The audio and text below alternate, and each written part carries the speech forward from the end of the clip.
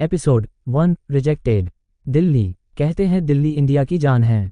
Youth का जमावड़ा ऐसा लगा रहता है दिल्ली में जैसे शहद पे मधुमक्खियों का झुंड।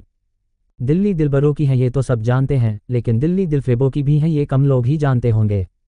यहाँ की लड़के लड़कियाँ थोड़े एडवांस होते हैं, बिना सोचे समझे किसी को दिल नहीं देते हैं।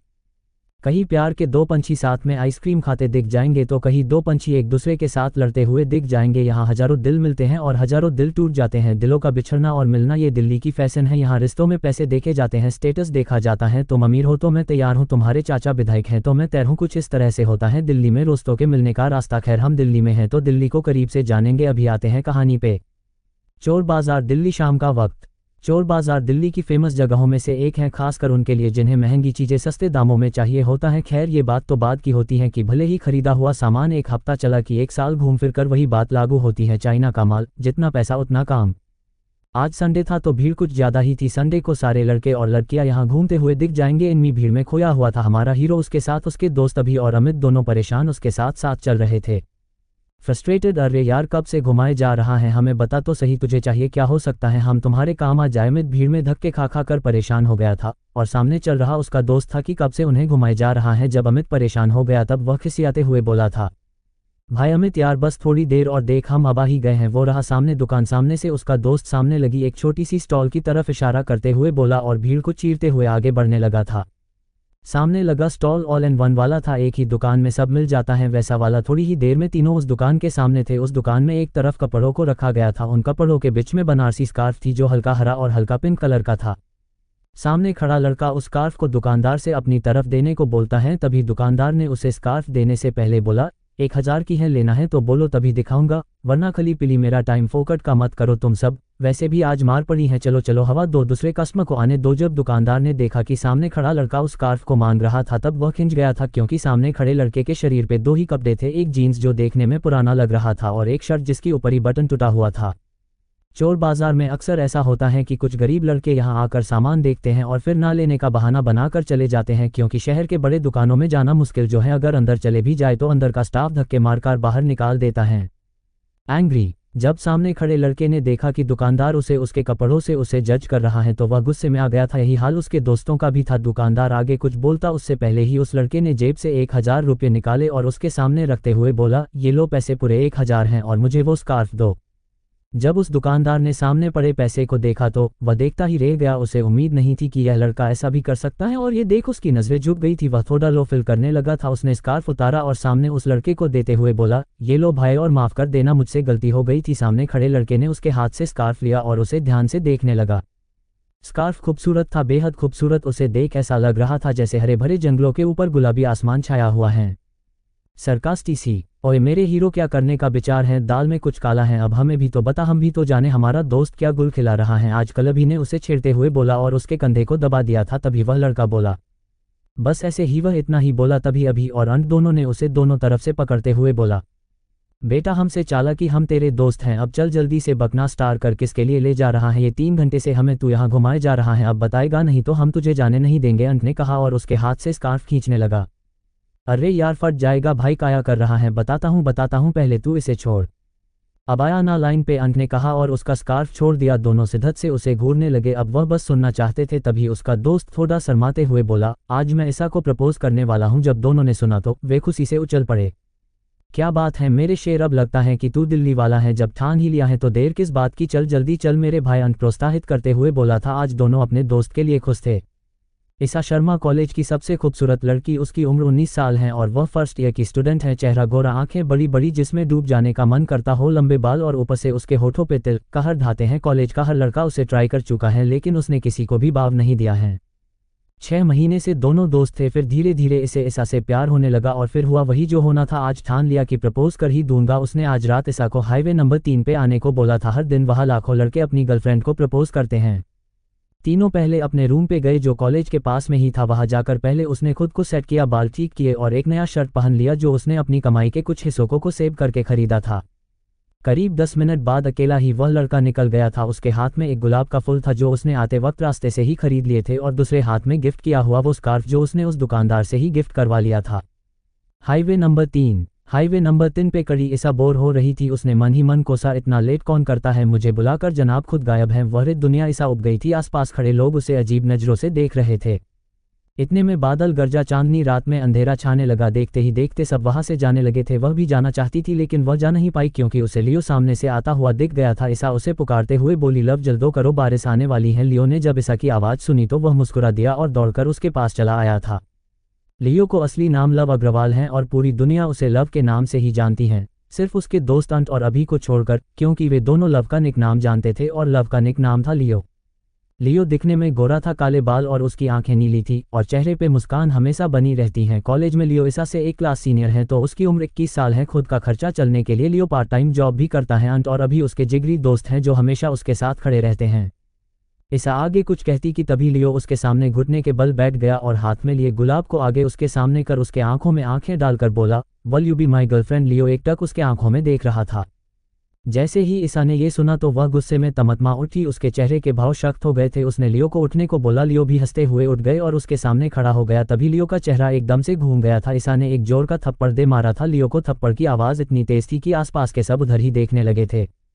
लियो उसे सवालिया नज़रों से देखने लगा। उसके दिल में दर्द सा उठने लगा था। तभी ईसा ने गुस्से में बोला, तुमने खुद को समझ क्या रखा है? मैंने ज़रा क्या हंसकर तुमसे बात कर ली? तुम तो मुझे प्रपोज करने चले आए, शकल देखी है अपनी, आईने में चले हो मुझसे इश्क लड़ाने। ईसा के मन में जो आ रहा था वो बोले जा रही थी। उसके इस बात की फिक्र भी नहीं थी कि सामने खड़ा लियो रो रहा है। जब ईसा ने देखा कि लियो के हाथ में कुछ है तो उसने उसे उसके हाथ से छीन लिया और कवर को फाड़ कर देखने लगी। जैसे ही उसकी नज़र उस स्कार्फ पे गई तो वह छिड़ गई और उस स्कार्फ को लियो के मुंह पे फेंकते हुए बोली, ये लाए हो मुझे देने के लिए? हर कोई लियो और ईसा को ही देख रहा था। इतने में तेज बारिश होने लगी। बारिश की बूंदें लियो के दिल में पनप रहे प्यार को धो रहा था। बूंदों के साथ लियो के आंसू भी उस बारिश में मिल गए थे। आसपास बारिश से बचने के लिए छुपे हुए लोग बातें बनाने लगे थे, कितना ढिठ है ये लड़का, हाँ यार, और देख तो उसकी शक्ल कैसी है, भले ही ठीक ठाक दिख रहा है लेकिन उसके कपड़े उसो चिपचा हुआ। उस लड़की ने खुद ही माना कर दिया, वरना मैं खुद जाकर मना कर देता। हाँ यार, तुम सब ठीक बोल रहे हो, ये दिल्ली है भाई, यहाँ कुछ भी हो सकता है। गरीब लड़के अमीर घर के लड़कियों को अपने जाल में फंसाते हैं ताकि उनसे अपना मतलब निकाल सके। हाँ भाई तू सही बोल है, एकदम 200% राइट। सब आपस में बातें बनाने लगे थे, पर क्या ये सही था किसी को उसके हुलिये पे जज करना? अभी भी ईसा उसे गुस्से में घूरे जा रही थी। उसने उसे चेतावनी देते हुए कहा, अगली बार से अपना शक्ल मत दिखाना, मुझे घिन आती है मुझे तुमसे। लियो ये सब सुन रहा था। उसके दिल में हलचल मचा हुआ था। उसके आंसू बारिश में मिलकर दिख नहीं रहे थे। बारिश में कहीं खो जाना क्या होता है, आज लियो देख पा रहा था। ईसा गुस्से में उसे घूर वहां से चली गई थी। धीरे धीरे आसपास के लोग भी जाने लगे थे। लियो आसमान में देख रहा था। वह दर्द में भी मुस्कुरा पड़ा। वह बैठा और जमीन पे पड़े स्कार्फ को उठा लिया था। रात के 11 बज रहे थे और उस हाईवे पे लियो अकेला था।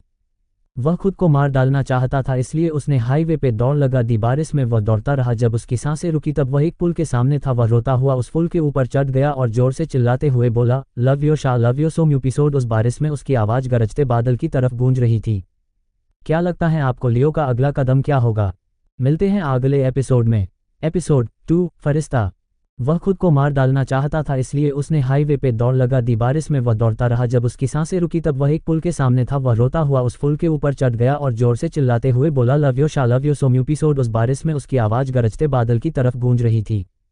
अब आगे उसके मन में कई सारे सवाल थे जिसका जवाब किसी के पास ना ही था। क्यों आखिर मेरे साथ ही क्यों? मैं क्या बिगाड़ा है किसी का प्यार करना गलत है? भगवान, आपने मेरे माँ बाप मुझसे छीन लिए फिर भी मैं कुछ नहीं बोला। आपने मुझे डर डर की ठोकरें खाने के लिए दिल्ली के सड़कों पे छोड़ दिया फिर भी मैं कुछ नहीं बोला। आपने मेरा सब कुछ छीन लिया फिर भी मैं कुछ नहीं बोला। अपने शब्दों पे और जोर देते हुए आगे बोला, लेकिन आज मैं चुप नहीं रहूंगा। भगवान, आपने मेरा सब कुछ छीन लिया। एक ईसा ही तो थी जिससे मैं सबसे ज्यादा प्यार करता था और करता रहूंगा। आपने उसे क्यों छीन लिया? उसने अपने आंसू पोंछ लिए थे और पुल के ऊपर जाकर खड़ा हो गया था। पुल की गहराई और उसमें तेजी से बह रहा पानी ये साफ साफ चीख चीख कर बता रहा था कि उसमें कूदना अपने मौत के बुलाने के बराबर है। लेकिन लियो को इससे कोई फर्क नहीं पड़ने वाला था। उसके पास दो ही रास्ते थे, या तो कूदकर जान दे या फिर नया रास्ता बनाए। लेकिन ईसा के बिना उसे ये सब नहीं करना था। उसे आत्महत्या करना ही सही लगा। वह कूद ही जाता अगर पीछे खड़ा आदमी उसे रोकता नहीं। बुज़दिलों के महफिल में आए हो सनम, जरा कूद कर तो देखो, कल तुम्हारा नाम भी पेपर के होर्डिंग में कायरों के संदर्भ में लिखा जाएगा। ये दुनिया तुझे कायर कहेगी मेरे दोस्त। सामने खड़े आदमी ने उसे कहा तो लियो के पैर ठिठक कर रह गए। लियो ने देखा कि वह आदमी उसी तरफ बढ़ने लगा है तो वह बोला, देखो मेरे पास मत आना वरना मैं कूद जाऊंगा। सामने खड़ा आदमी ने देख कि लियो नहीं मान रहा है तो वह वहीं रुक गया और उसके कूदने से मना करते हुए बोला, नहीं नहीं कूदना मत मेरे भाई, देख जान देना। कहा कि समझदारी है, हान तू नीचे आ जा मेरे भाई। वह आदमी उसे बचाना चाह रहा था भला कोई कैसे किसी को मरता हुआ देख सकता है। वह उसकी हालत देख समझ पा रहा था कि वह अंदर से कितना परेशान है और जिंदगी से हारा हुआ इंसान कुछ भी कर सकता है, इसलिए वह थोड़ा चिंता करते हुए बोला, देख मेरे दोस्त, हिरन तो आखिरी सांस तक शेर से लड़ता है, उसे एक एक सांस की कीमत का पता होता है, उसे जीना है। वह एक जानवर होकर जीना चाहता है जो बोल नहीं सकता है, समझ नहीं सकता है, फिर भी वह जीना चाहता है और तुम मरना चाहते हो। मेरी बात मानो, अगर तुम सफ़र के मुसाफिर हो तो लड़ना सीखो। ऐसे हार मान लेने से तुम्हें क्या लगता है तुम जो ये कर रहे हो, ऊपर वाला तुम्हें माफ़ कर दे? बिल्कुल नहीं मेरे दोस्त, उस आदमी ने समझाते हुए कहा, क्योंकि इस वक्त ऐसे लोगों में आत्मविश्वास की कमी होती है और वह लियो में आत्मविश्वास भरना चाहता था। बारिश और तेज होने लगी थी। बारिश की बूंदें लियो को सुकून तो दे रहा था, पर उसके अंदर जल रहा वो आग कैसे मिटेगा? ईसा के लिए उसका प्यार बारिश भी कम नहीं कर पा रही थी। वह रोते हुए बोला, मेरे पास और कोई दूसरा रास्ता नहीं है, मेरा कोई नहीं है, ना माँ नहीं बाप ना जमीन और ना ही पैसे, कुछ नहीं है। एक साथी जिसने आज मुझे ठुकरा दिया। नहीं मेरे दोस्त, आज से मैं हूँ तुम्हारे साथ। उस आदमी ने बीच में लियो के बातों को काटते हुए कहा और उसके देखने लगा जो अभी भी उस पुल के रेलिंग पे खड़ा था। तभी लियो बोला, पर उसका क्या फ़ायदा, उससे मुझे ऐसा तो नहीं मिलेगी। लियो ने जैसे ही ये कहा तो वह हंसते हुए बोला, तो क्या एक भाई का मिलना या दोस्त का मिलना अच्छा नहीं होता? उस आदमी ने ये जैसे ही कहा तो लियो उसे देखता ही रह गया। तभी वह आदमी आगे बोलता है, मेरी आनो तो नीचे आ जाओ, मुझे अपना दोस्त समझ लो और मेरा हाथ पकड़ लो। मैं भी इस दुनिया में तुम्हारी तरह अकेला हूँ, खुद को एक मौका दो, मेरा विश्वास मानो, हम आसमान छुएंगे और ये दुनिया तुम्हें सलाम करेंगी। लियो ने ये सुना तो वह सोचना लगा, फिर बोला, अगर ऐसा नहीं हुआ तो? तभी सामने खड़ा आदमी हंसते हुए बोला, तो कामयाबी मिली तो साथ में आसमान छुएंगे और अगर नहीं मिली तो साथ में डूबेंगे। हाँ, पर उड़ेंगे जरूर। और बात रही आगे की, तो कामयाब नहीं हुए तो अगली बार इस पुल पे मैं तुम्हारे साथ खड़ा रहूंगा, दोनों साथ में डूबेंगे, उसने कहा और मुस्कुरा कर अपने हाथ बढ़ा दिए थे। उसके हथेलियों पे बारिश की बूंदें गिर रही थी। यह साफ था कि पकड़ रहो हो तो मजबूत बनो और फिर पकड़ो, वरना हाथ तो फिसलेंगे ही। लियो उस हाथ को देख रहा था, उसके अंदर अजीब सी कसमकस थी। एक कोना कह रहा था, कूद जा, तुझे ऐसा नहीं मिलने वाली है, और दूसरा कोना कह रहा था, हाथ पकड़ ले और एक नई उड़ान भर, क्या पता ऐसा तुझे मिल जाए। बहुत देर सोचने के बाद लियो ने आखिरकार उसका हाथ पकड़ ही लिया। जैसे ही उसने हाथ पकड़ा तो उस आदमी ने उसे नीचे खींच लिया। उसने उसे गले से लगाते हुए बोला, अच्छा डिसीजन है तुम्हारा, इससे साफ पता चलता है तुम्हारे अंदर हिम्मत है, बस इसे हवा देने की जरूरत है। जब लियो ने उसका हाथ पकड़ा था तब वह अंदर ही अंदर खुश हो गया था। वह आगे बोला, मेरा नाम विश्वास है और आज से तुम अपना भाई समझ लो। जब थामा है मेरा हाथ तो चलो मेरे साथ, और मैं साया भी हूं तो मेरे बकबक से परेशान मत होना मेरे भाई। वह जैसे ही ये बोला तो लियो मुस्कुरा उठा। विश्वास की बातें इतना अच्छा लगने की लियो अपना सारा दर्द भूल बैठा था। लियो कुछ सोचते हुए बोला, तो भाई आप यहाँ कैसे? तभी विश्वास बोला, मैंने बोला था ना, सफ़र का मुसाफिर हूँ, जिंदगी जीने निकला हूँ। जब लियो को उसकी बातें समझ नहीं आई तो वह कंफ्यूज्ड होकर उससे पूछता है, मतलब? मैं समझा नहीं। विश्वास समझाते हुए बोला, अरे मेरा कहने का मतलब, मेरा कोई ठिकाना नहीं है, मुंबई जा रहा था, बारिश होने लगी और फिर तुम मिल गए। सोच रहा था मुंबई जाकर कोई कम करूं, लेकिन अब मैं तुम्हें बड़ा बनते देखना चाहता हूं। भाई बने हो वो भी छोटा, तो मैं पहले अनुज का देखूंगा ना, बाद में अपना देख लूंगा, वह बोला और उसके कंधे पे हाथ रख दिया था और बारिश ला मजा लेते हुए बोला, किसी साया ने क्या खूब कहा है, मुझे बारिश में भीगना अच्छा लगता है क्योंकि मेरे बहते हुए आंसू बारिश में दिखाई नहीं देते। उसकी कही हुई बातें लियो समझ पा रहा था। दोनों बारिश में भीग रहे थे, दोनों का अकेलापन आज मर गया था। लियो सब भूल गया था और सब कुछ भूल गया था, बस ये नहीं कि उसे ईसा से प्यार है। उसके बाद दोनों मुंबई के लिए निकल गए थे। दोनों का फिर से चालू हो गया था, सफ़र का मुसाफिर हूँ, जिंदगी जीने निकला हूँ, हल यही है मेरा, हकीकत भी, वर्तमान यही है मेरा। 6 साल बाद, देखते ही देखते 6 साल निकल गए थे। आज दिल्ली के सबसे बड़े ऑडिटोरियम में बड़े बड़े बिजनेसमैन की मीटिंग होने वाली थी। यह ऑडिटोरियम कॉलेज के पास में ही था, तो कॉलेज के सारे बच्चों को नवटे किया गया था। हजारों की संख्या में लगे वो कुर्सियां और स्टेज पे बना सबसे बड़ा सिंहासन सब अलग था, उसे देख आंखों में चमक आ जाना तो लाजमी था। ऑडिटोरियम पूरा सजा हुआ था, ऐसा लग रहा था चारों तरफ लगे वो सजावट किसी बड़े इंसान के आने का इशारा कर रहे थे। यह वही कॉलेज था जो जिसमें लियो और ईसा पढ़ते थे। कॉलेज के सारे बच्चे आने लगे थे। ईसा भी इस कॉलेज से अपनी पढ़ाई कंप्लीट की थी और उसने बिजनेस की पढ़ाई की थी, तो वह भी आज आ गई थी। बीच के कुर्सियों में बैठी ईसा सबसे खूबसूरत दिख रही थी, उसके होठ गुलाबी और आंखों में सना काजल किसी को भी घायल कर दे। आज ईसा सबके निगाहों पे थी, हर कोई उसे ही देख रहा था। उसके साथ आई उसकी दोस्त वानी जो कॉलेज से उसके साथ थी, वह उसे छेड़ते हुए बोली, हाय मेरी गुलाबो, आज किसे अपने अदाओं से घायल करने का इरादा है? देखो तो सब तुम्हें ही लाल टपकाए देख रहे हैं। जब वानी ने ये कहा तो ईसा को शर्म आने लगा। वह आने दिखाते हुए बोली, अब तू बकवास करना बंद कर, मुझे किसी को घायल नहीं करना है। आज वानी की बातें ईसा को थोड़ा अजीब लग रहा था, इसलिए वह झेपते हुए बोली थी। अब तक ऑडिटोरियम पूरा लोगों से खचाखच भर चुका था। पीछे स्टूडेंट्स थे और आगे की कुर्सियों पे शहर के बड़े बड़े बिजनेसमैन बैठे हुए थे। सैम आपस में खुसुर फुसुर कर रहे थे और ये सारी बातें ईसा और वानी सुन रही थी। Random people. अरे भाई तुझे क्या पता है, आज जो बिजनेसमैन उस सिंहासन पे बैठने वाला है वह अकेला ही यहाँ के सारे बिजनेसमैन के बिजनेसों को ओन करता है। दिल्ली का कोई ऐसा कॉर्पोरेट नहीं है जिसमें उसके शेयर नहीं है। क्या क्या तुम सच बोल रहे हो? अरे मैंने तो ये भी सुना है कि उसने ये सब सिर्फ 6 सालों में हासिल किया है। हाँ भाई, और तो और आज के डेट में वह मिस्टर इनविजिबल हैंडसम है, उसे आज तक किसी ने नहीं देखा है। तभी पीछे बैठा एक लड़का अफसोस के जताते हुए बोला, पता नहीं हम उन्हें पहचान पाएंगे भी या नहीं, मैं तो उनका सबसे बड़ा फ़ैन हूँ और तुम सबको पता नहीं मैंने उनके नाम का टैटू भी गुड़वाया है। वह लड़का इतना बोल अपने हाथ में लिखा नाम दिखने लगा जिस पे लिखा था मिस्टर इनविजिबल हैंडसम मैन।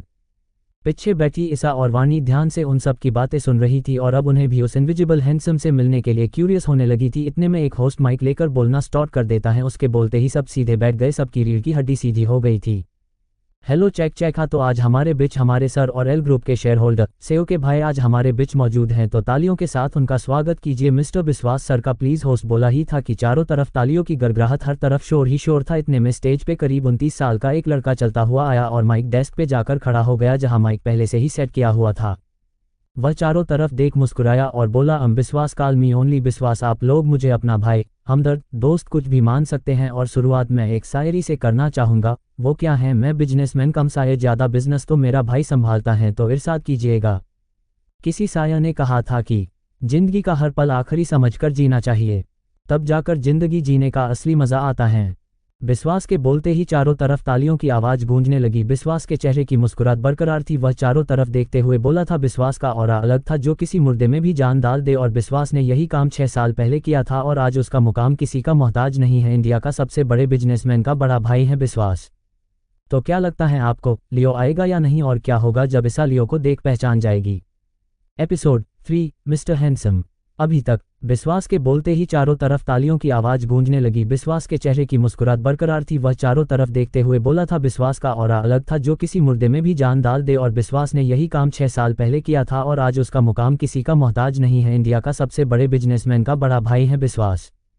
अब आगे विश्वास अपनी चमकते हुए आंखों से चारों तरफ देख रहा था। उसके आंखों के सामने 6 साल का स्ट्रगल तैरने लगा था। कितने दिन ऐसे गुजरे थे जब दोनों भूखे किसी चौराहे पे सोए थे, कितने दिन ऐसे गुजरे थे जब दोनों ने लोगों के ताने सुने थे, कितने दिन ऐसे आए होंगे जब दोनों के दिल में फिर से ये ख्याल आया होगा कि अब बहुत हुआ, चलो हम आत्महत्या कर लेते हैं। पर लियो की मेहनत ने सब ढक दिया। आसमान के वो गरजते बादल छट गए थे और फिर एक नया सवेरा हुआ। आज खुद को उस जगह पर महसूस कर विश्वास का सीना चौड़ा हो था। उसने 6 साल पहले लियो में जो उसने देख था, आज वह उसके सामने था। लियो सच में उसके उम्मीद पे खड़ा उतरा था। विश्वास मुस्कुराया और बोलने लगा, बदलती हुई दुनिया में शोर कितना है, क्या किसी की उसकी आहट भी सुने नहीं देती? विश्वास ने जैसे ही ये कहा तो सारा ऑडिटोरियम गूंज उठा। सब एक साथ बोल पड़े, नहीं नहीं, हमें आपकी आहट सुनाई दी थी। विश्वास मुस्कुराया उन लोगों के बातें पे। शायद विश्वास के कहने का मतलब किसी ने नहीं समझा था। विश्वास फिर से बोला, तो क्या आप लोग मिस्टर इनविजिबल हैंडसम मैन से मिलना नहीं चाहेंगे? बेसब्री से हमें उनका इंतजार है। ऑडिटोरियम के हर कोने से ये आवाज़ आया। जब इतना बेसब्र हो रहे हैं आप लोग तो ढूंढ क्यों नहीं लेते? क्या पता आपके बगल में ही बैठा हो और आप उसे पहचान ना पाए। विश्वास की नज़रें चारों तरफ थी क्योंकि वह जानता था लियो कभी सामने आना पसंद नहीं करता है। यही वजह रही है कि आज तक लियो को किसी ने देखा ही नहीं था। विश्वास के बातों को समझ ऑडिटोरियम का हर शख्स एक दूसरे को घूरने लगा। फिर सबका शेम रिएक्शन आता, ये नहीं हो सकता mister handsome. Random people, sir आप हमारे साथ मजाक कर हैं ना? अगर सर यहाँ होते तो हम उन्हें पहचान जाते ना। हाँ भाई तुम सच बोल रहे हो, हमारे साथ धोखा हुआ है। सर अगर सच में मिस्टर इनविजिबल यहाँ हैं तो वे सामने क्यों नहीं आते? सामने माइक के पास खड़ा उन्हें देख मुस्कुरा रहा था। कितने भोले हैं ये लोग, या फिर लियो का जादू है इन पे? किसने कहा कि वो हमारे बीच नहीं है? आपने उसकी गिनती अमीरों में कर ली है, जरा गरीबों के गिरेबान में झक कर तो देखिए। खैर आप इन बातों को छोड़िए और हम आते हैं अपने पॉइंट पे। बिजनेस का मीटिंग है तो बिजनेस की बातें कर लेते हैं। इतना बोल वह शांत हो गया। तभी उसके पीछे लगा बड़ा सा प्रोजेक्ट चलने लगा था। सब उस तरफ देखने लगे थे। इतने में एक लड़का जो ब्लैक शूज, ब्लैक पैंट और व्हाइट शर्ट पहना था वह आया। उसके हाथ में रिमोट था, चेहरे पे मास्क और बाल जेल से सेट किए हुए थे। उसका ऑरा सबसे डिफरेंट था और चमकदार भी। उसने रिमोट का बटन दबाया तो सामने स्क्रीन पे दिल्ली के सबसे बड़े मॉल का 3D मैप दिखने लगा। उसने मैप के सामने इशारा करते हुए बोला, यह है दिल्ली का सबसे बसे मॉल का 3D डिजाइन और हम इसे दिल्ली के सबसे फेमस जगहों में शुमार करना चाहते हैं। मीटिंग चलती रही थी। उस लड़के की आवाज़ में एक अलग ही कसीस था जो सबको सुनने पे मजबूर कर रहा था, लेकिन कोई उसे ठीक से देख नहीं पा रहा था क्योंकि उसका चेहरा मस्का से कवर था। सिर्फ विश्वास ही था जिसके चेहरे पे सुकून था और वह उसे गौर से देख मुस्कुरा रहा था। उधर बीच में बैठी ईसा जो बार बार उस लड़के को देख रही थी, उसे उसकी आंखें चुभ रही थी। उसे ऐसा लग रहा था जैसे कहीं तो मैंने इसे देख है पर कहाँ याद नहीं आ रहा है। उसने अपने दिमाग में उमड़ रहे सवालों को झटका और प्रोजेक्ट पे ध्यान देने लगी। कुछ देर मीटिंग होने के बाद मीटिंग का एंडिंग पॉइंट आ गया था। तो ये है हमारे बिजनेस का न्यू मॉडल और अगला प्रोजेक्ट, और मुझे बताते हुए खुशी हो रही है कि आप में से 10 न्यू स्टूडेंट्स को मिलेगा मौका हमारे साथ काम करने का। जैसे ही मीटिंग खत्म हुआ तो पूरा ऑडिटोरियम तालियों से गूंज उठा, चारों तरफ बातें होने लगी, सबके चेहरे पे खुशी की लहर तैर आया था कि हम में से 10 को मिलेगा मिस्टर हैंडसम के साथ काम करने का मौका। लड़कियों में तो मनो जैसे रेस सी लगने वाली थी। उसके बाद स्टेज पे खड़ा लड़का सबका अभिवादन किया और फिर चला गया। सब उसे जाते हुए देख रहे थे। ऐसा भी उसे गौर से घुरकर देख रही थी। उसकी आंखें छोटी हो गई थी लेकिन वह उसे पहचान ना सकी। ऑडिटोरियम से मीटिंग खत्म होते ही सबको फॉर्म भरना था जिसकी जानकारी दे दिया गया था। फॉर्म ऑनलाइन भरा जाने वाले था। इधर मीटिंग खत्म होते ही सबको फिर से विश्वास की कही हुई बातें याद आने लगी।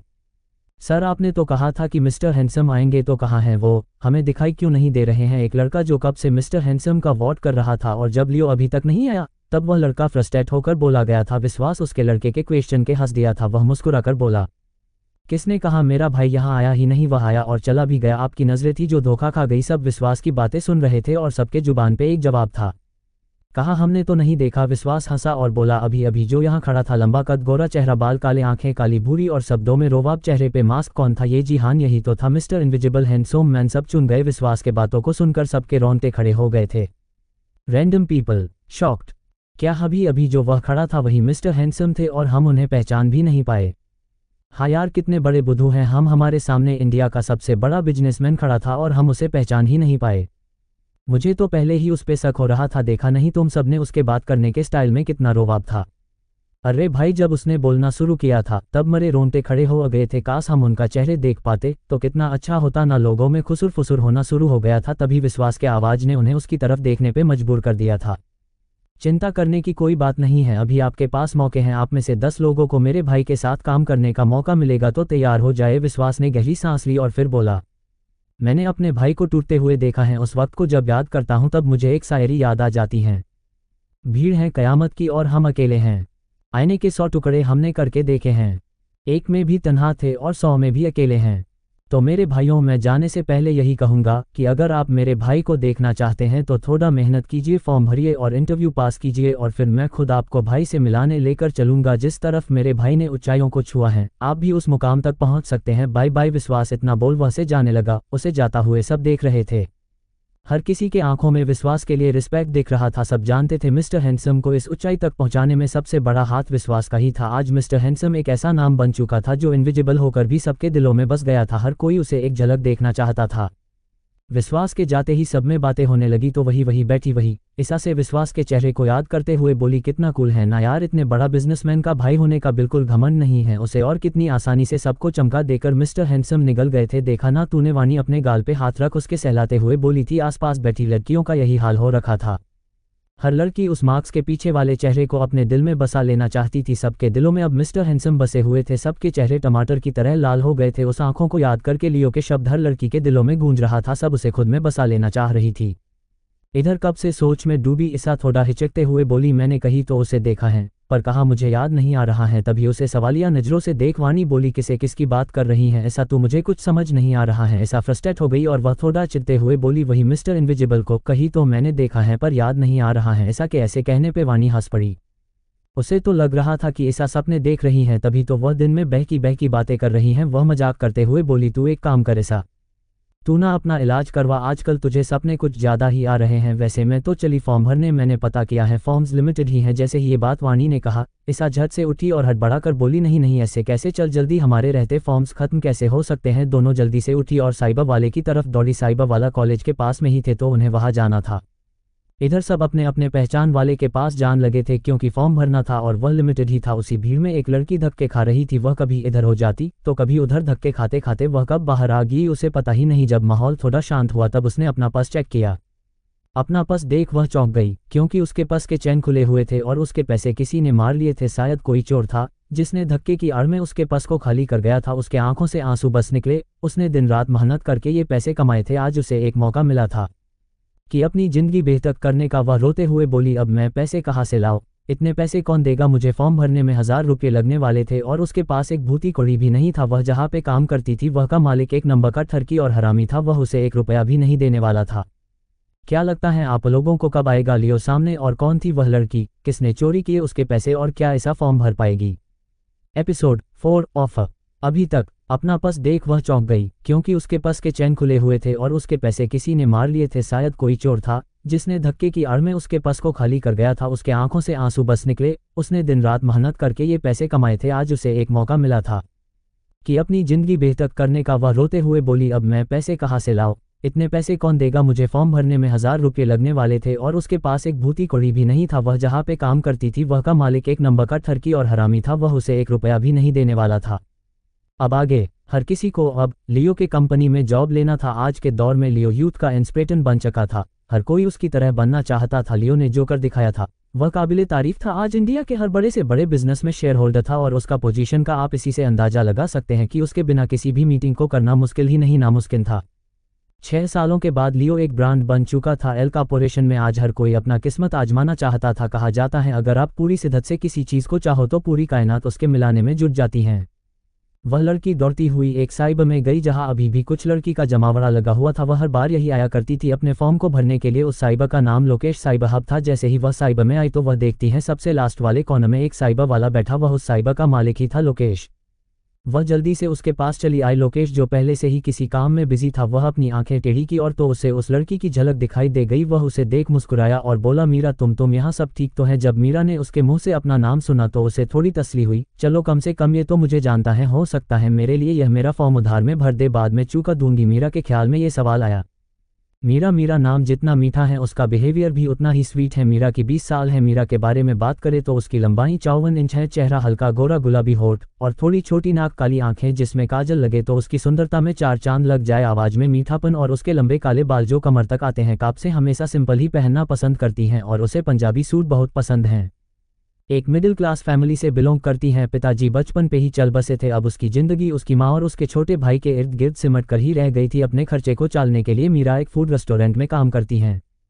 मीरा साइबर वाले से बोलने में हिचक रही थी, जिसे साइबर वाले ने भाप लिया था। मीरा क्या तुम कुछ कहना चाहती हो? लोकेश उसे ऊपर से नीचे तक स्कैन करते हुए बोला। उसे तो आज मीरा बेहद खूबसूरत लग रही थी। यह बात मीरा नहीं जानती थी कि लोकेश उसे पाना चाहता है। उसने आज तक मीरा जितनी खूबसूरत लड़की नहीं देखी थी। सादगी से भरी हुई मीरा जो अंधेरे में दीमक की तरफ जल उठे, वैसी थी हमारी मीरा।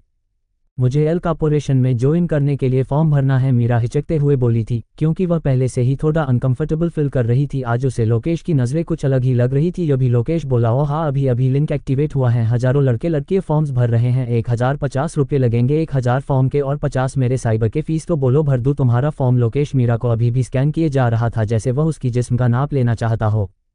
मेरा थोड़ा पीछे हो गई क्योंकि लोकेश ने अपनी कुर्सी उसकी तरफ खिसका लिया था। वह थोड़ा घबराई सी बोली, मेरे पास रुपये नहीं हैं। ओ किसे नीचे चोरी कर लिए? लोकेश ने ये जैसे सुना तो उसके मन में कुछ चलने लगा। वह शॉक्ड होने का नाटक करते हुए बोला, क्या पर कैसे? तो अब तुम क्या करोगी? लोकेश के शब्दों ने जैसे मीरा को डरा दिया था।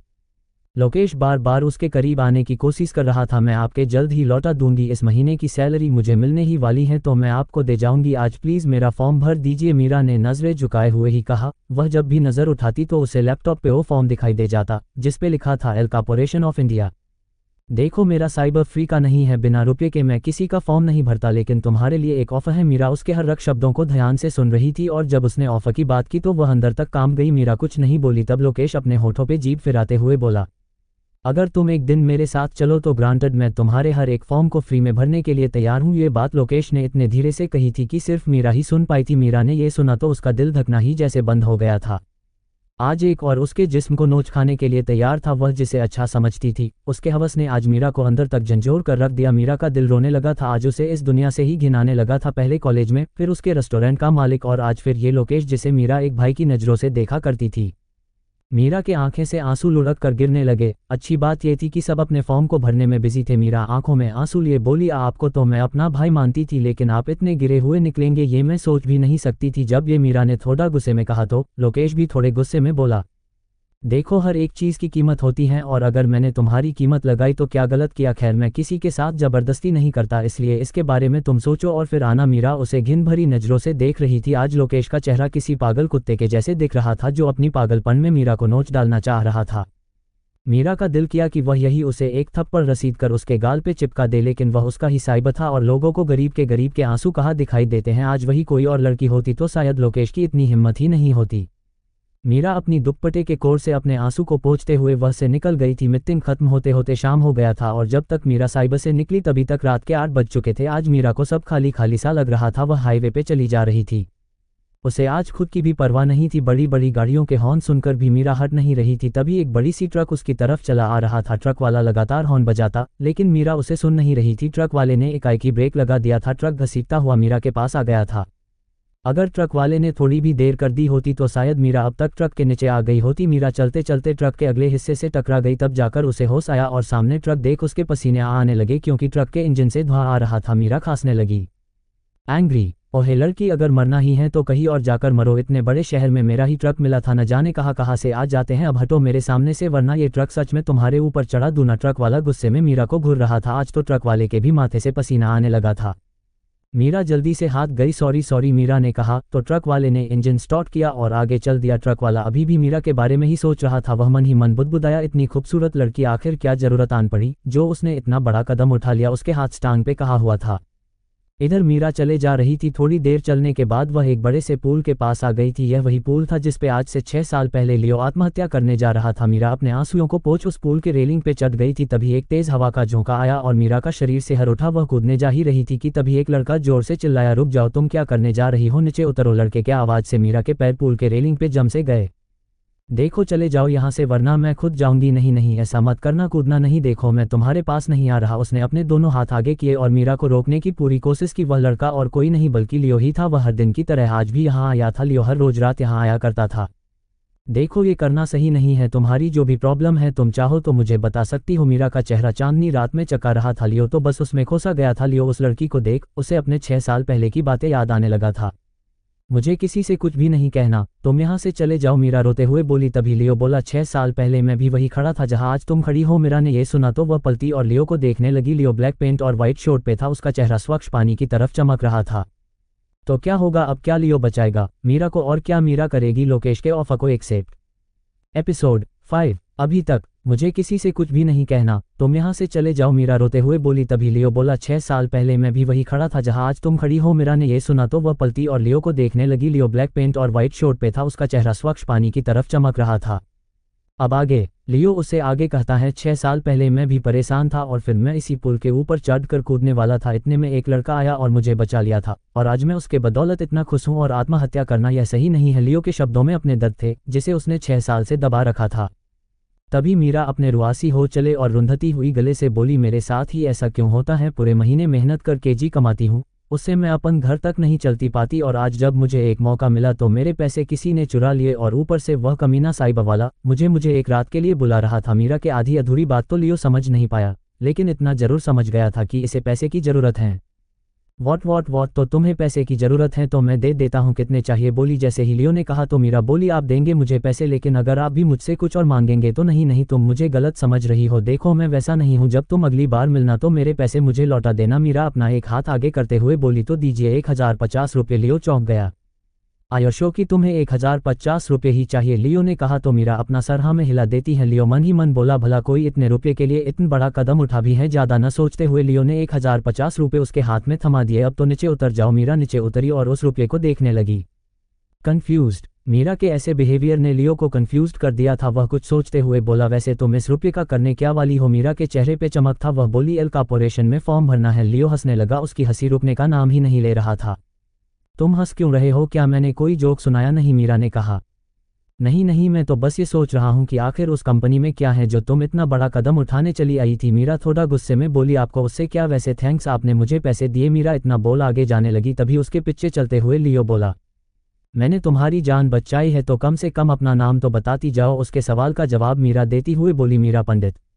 वो इंस नेम। तभी मीरा बोली, वैसे आपका नाम क्या है। मीरा के सवाल पे अपना सवाल करते हुए लियो बोला, वैसे तुमने मेरा नाम क्यों पूछा। तभी मीरा बोली, मुझे पता होगा तभी ना मैं आपके पैसे लौटाऊंगी और आप अपना नंबर भी दे दीजिए। मीरा के जवाब पे लियो हंस दिया। वह आगे अपनी बात रखते हुए बोला, मेरा नाम लव अग्रवाल है और मैं अपना नंबर नहीं दे सकता। फिर आगे कहा, और तुम्हारे जॉब के लिए बेस्ट ऑफ लक। वह शांत हुआ। तभी मीरा बोली, थैंक्स। तुम्हें उसी कंपनी में क्यों ज्वाइन करना है? ये सुन मीरा थोड़ा शर्मा गई, जिसे लियो ने भाप लिया और मजाकिया लहजे में बोला, तो क्या तुम्हें भी उस इनविजिबल को लाइक करती हो? मीरा एक वर्ड में जवाबी देती है नहीं, फिर आगे कुछ सोचते हुए बोली, लेकिन मुझे उसने एक बार मिलना है, मैं उनके काम करने के तरीके को जानना चाहती हूँ, मैं भी उनकी तरफ ऊंचाइयों को छूना चाहती हूँ। मीरा ने ये कहा तो लियो उसे देखता ही रह गया।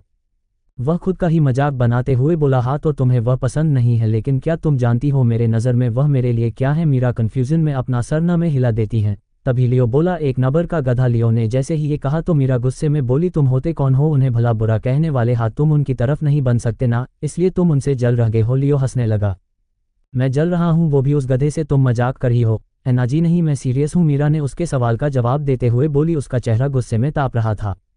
भला कैसे हुई? किसी को बिना जाने उसके बारे में कुछ भी बोल सकता है, और बात तो मीरा के रेस्पेक्ट की थी और वह लियो को अपना इंस्पिरेटर मानती थी। वह उसकी तरह बनना चाहती थी, बिल्कुल जमीन से उठकर उस मुकाम तक पहुंचना चाहती थी। वह खुद में ही खोई हुई थी। तभी लियो के शब्दों ने उसे और ज्यादा गुस्सा दिला दिया। तो ये बता, तो अगर वह गधा नहीं है तो क्या है? वह क्यों खुद को सामने नहीं लाता? मिस्टर इनविजिबल क्यों बना हुआ है? क्या उसे डर लगता है? तभी मीरा गुस्से में उसके ऊपर उंगली पॉइंट करते हुए बोली, तुम जानते ही क्या हो उनके बारे में? मीरा गुस्से ने बोली। उसकी नाक गुस्से में लाल हो गई थी। मैं बहुत कुछ जानता हूँ उसके बारे में। वह एक नंबर का डफ्फर है और गधा भी। वैसे मैं तुम्हें बता दूं, वह बिल्कुल भी इंस्पिरेटर के लायक नहीं है। मीरा ने गुस्से में उसके कॉलर को पाकर कर बोली, अब अगर इसके बाद तुमने आगे एक भी शब्द बोला तो मैं भूल जाऊंगी कि तुम कौन हो, समझे? मिस्टर लव अग्रवाल, मैं तुम्हें चेता रही हूँ, मैं एक भी शब्द नहीं सुनना चाहती हूँ उनके बारे में, समझे? बड़े आए किसी के बारे में कुछ भी कहने वाले हन। फिर आगे गुस्से में बोली, भाई मैं आपके पास से लौटा दूंगी जब मेरे पास हो जाएंगे। जैसे ही मीरा ने अपनी बात खत्म किया तो लियो बोला, मेरे बड़े भाई साया हैं और वह हमेशा कहा करते हैं, आंखें बया करती हैं तेरे उस हमसफर को जिसे तुम छिपाना चाहते हो। तो अब सच सच बताओ, इस गधे में ऐसा क्या है? और हाँ, क्या नाम था उसका? क्या हाँ लियो, यही नाम है ना उसका? ये कैसा अजीब नाम है, मुझे तो लगता है वह सर से लेकर पाँव तक पागल हो। मीरा गुस्से में बोली, अब बहुत हुआ, बहुत देर से तुम्हारी ये बैक बक सुन रही हूँ, अब अगर एक शब्द भी बोला तो भूल जाऊंगी कि तुम लड़के हो और तुम्हारा सारा बाल नोच डालूंगी। मीरा गुस्से में बोला, पैर पटकते हुए आगे चली गई।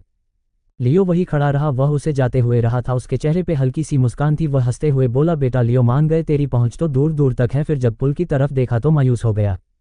आज सब कुछ है मेरे पास, बस तुम नहीं हो। आज 6 साल हो गए, क्या मैं आज भी तुम्हें याद होऊंगा? मैंने टूटकर तुम्हें चाहा था। ईसा, लियो के चेहरे पे वो दर्द झलक आया था। उसने पॉकेट से सिगरेट निकाला और कस भरने लगा। 2-4 सिगरेट के कस भरने के बाद उसने गाड़ी निकाली और प्लाजा के लिए निकल गया। आज उसे घर जाने का बिल्कुल भी मन नहीं था।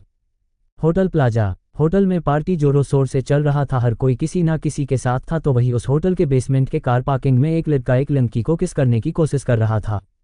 करण प्लीज ना बेबी, बस एक ही किस ना, बस एक किस। करण ने उस लड़की को कर ले बोनट से टिका रखा था। उस लड़के ने आगे कहा, बेबी बस एक किस। करण ने उस लड़की के होठों ले अपने होठ रख दिए और उसे चूमने लगा। वह लड़की जो उसे रोक रही थी वह भी उसका साथ देने लगी। करीब 5 मिनट किस करने के बाद इस लड़के ने उसे छोड़ा और सेडिक्टिव वॉइस में कहा, कांट कंट्रोल बेबी, क्या हम चले? करण ने कहा और उसे अपने गोद में उठा लिया था। वह लड़की शर्म से अपनी बाहें करण के गले में लपेट उसके सीने में अपना चेहरा छुपा लेती हैं। करण उस लड़की को फर्स्ट फ्लोर के बने प्राइवेट रूम में ले जाने लगता है तो वही उसके पीछे खड़ा एक लड़का जो अब गुस्से में आग बबूला हो चला था, उसने अपनी मुट्ठी गुस्से में भींच ली थी। प्राइवेट रूम के अंदर पहुंचते ही करण ने उस लड़की को बेड पे सुला दिया और खुद उसके ऊपर आकर उसे किस करने लगा। दोनों एक दूसरे में खोने लगे थे। करण मल्होत्रा वैभव मल्होत्रा का बेटा। वैभव मल्होत्रा के दिल्ली में कई सारे होटल थे, जिसमें से एक था होटल प्लाजा। करण मल्होत्रा प्लेबॉय था जो अब तक ना जाने कितने लड़कियों के साथ सो चुका है। आखिर कौन थी वो लड़की जो आज करण के बेड पे है और क्या करण होगा उस लड़की के साथ इंटीमेट? मिलते हैं अब अगले एपिसोड में।